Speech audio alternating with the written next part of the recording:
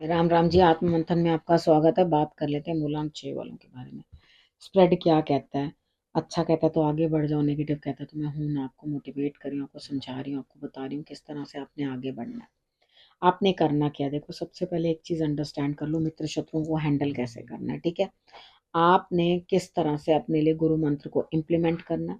ठीक है, और गुरु मंत्र को आपने किस तरह अपने लिए समझ लेना है। ठीक, प्रश्न का उत्तर चाहिए तो कमेंट्स करते हैं, तो अपने प्रश्न का उत्तर ले सकते हैं, पर्सनल में पेड है। मंडे की बात कर लेते हैं। मंडे वाले दिन मुझे ऐसा लगता है यहाँ स्थिति कुछ इस तरह की बनती हुई दिखाई देती है कि आपको कहीं ना कहीं बहस करनी पड़ जाएगी बड़े जबरदस्त तरीके से। सबके व्यूज अलग अलग हैं, लेकिन आप जबरदस्ती की बहसा वैसी में लग जाओगे, आर्ग्यूमेंटेशन में लग जाओगे। देखो, डिस्कशन तक बात तो सही है, लेकिन यहाँ अगर आर्ग्यूमेंट्स पे आ रही है बात, तो मेन जो मुद्दा है वो है पैसे का। पैसा आप देना नहीं चाहते, दबा कर बैठे हैं, लेकिन उसके बाद सामने वाला बंदा आपसे पैसे निकालना चाहता है, जो भी है। तो इस वजह से लड़ाई और बहस जो है वो बन रही है। ठीक है, देखो, अगर आप बहस करने में काम निकाल दोगे तो फिर कैसे होगा? अपने आइडियाज वहां सामने रखो कि मैं यही कारण है, इसके कारण जो है वो धन नहीं देना चाहता या उतना स्पेंड नहीं करना चाहता। नहीं तो दिक्कत पेश आएगी बाद में। तो फिर यहाँ पे क्या चीज़ है, आप जो करना चाहते हैं उसको करिए, और जैसे करना चाहते हैं उस तरह से अपने स्थिति को संभाल लीजिए, लेकिन अपने पैसे को वेस्ट होने मत देना। ठीक है, ये मैं भी आपको सलाह दे रही हूँ। ट्यूसडे की बात करते हैं। ट्यूसडे वाले दिन मुझे ऐसा लगता है यहाँ कहीं ना कहीं भाग्य जो है गति पकड़ता हुआ, काम पूरे होते हुए, आपको जो भी कुछ करना है उसको आप फर्स्ट हाफ में कर लो।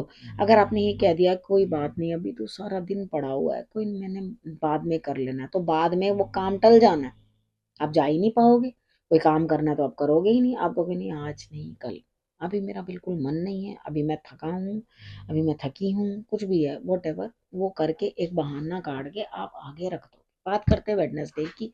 वेडनेसडे वाले दिन मुझे ऐसा लगता है यहाँ स्थिति कुछ इस तरह की बनती हुई दिखाई देती है कि कुछ ना कुछ जो है यहाँ आपको परेशानी दिक्कत आएगी, लेकिन आप किसी और को कह करके अपने कुछ काम बनवाओगे, वो काम बन जाएगा। आपको जिस चीज की प्राप्ति करनी है वो प्राप्ति होती हुई मस्त रहोगे, खुश रहोगे, आपको लगेगा वाह बढ़िया, आज मेरा दिल सुकून पाया कि जो मैंने काम करना था मेरा काम हो गया, और मेरे काम को करके कोई ले आया। ठीक है, बढ़िया है आपके लिए, बहुत अच्छा। अब बात करते हैं थर्सडे की। थर्सडे वाले दिन मुझे ऐसा लगता है यहाँ स्थिति कुछ इस तरह की बनती हुई दिखाई देती है कि यहाँ आपके लिए जो है पिता का सपोर्ट, बॉसेस का सपोर्ट, और बाकी लोगों का भी सपोर्ट, यानी थर्सडे वाला दिन आपके लिए बहुत सपोर्टिव है। तो सुबह उठ के सूर्य के दर्शन जरूर कर लेना, उसके बाद पिता का सम्मान कर लेना, पिता का आदर कर लेना। सूर्य के दर्शन करके आप हाथ जोड़ देना। ठीक है, आपने जल अर्पण करना हो तो जल अर्पण कर देना, आपके लिए बेहतर रहेगा। बात कर लेते हैं फ्राइडे की। फ्राइडे वाले दिन मुझे ऐसा लगता है यहाँ कहीं ना कहीं आपके झगड़ा होता हुआ जीवन साथी से या अपने बिजनेस पार्टनर से कहीं ना कहीं कोई झगड़ा होता हुआ दिखाई देता है।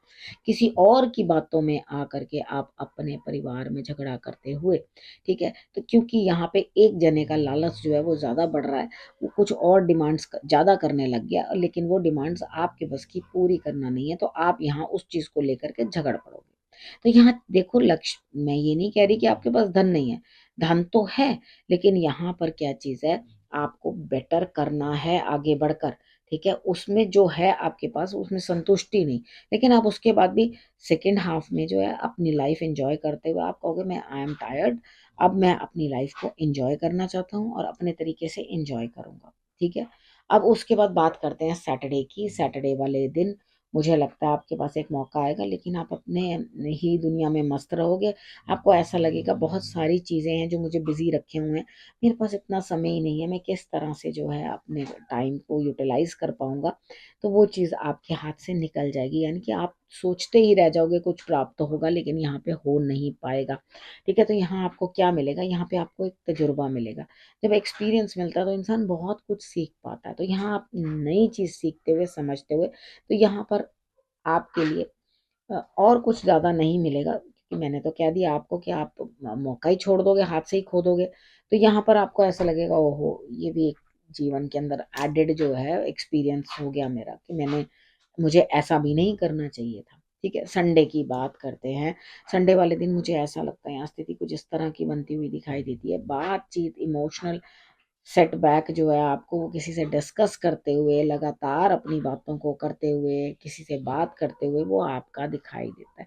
यहाँ माइंड जो है आपका एकदम खर्च हो जाएगा। आपको ऐसा लगेगा कि हाँ, ये क्या चीज़ है, क्या परेशानियाँ हैं, क्या दिक्कतें हैं, मेरे को बहुत ज़्यादा इमोशनली आप मुझे हर्ट दिखाई देते हो।